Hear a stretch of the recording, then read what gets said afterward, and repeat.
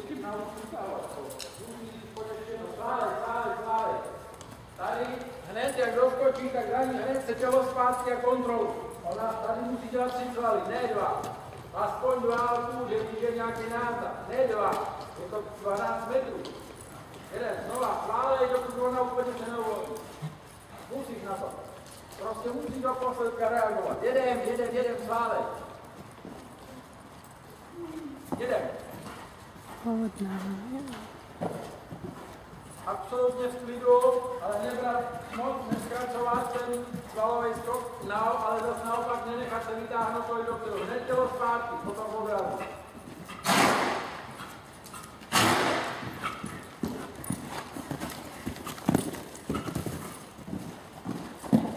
No, jedem, sválej dál, jedem, možná to přejde.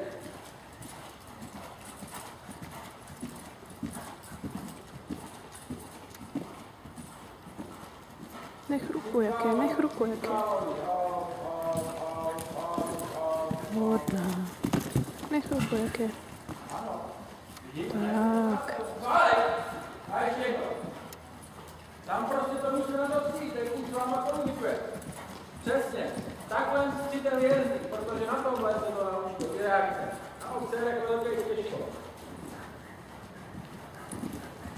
Super. Takhle. OK. Opláví, ale to přejde.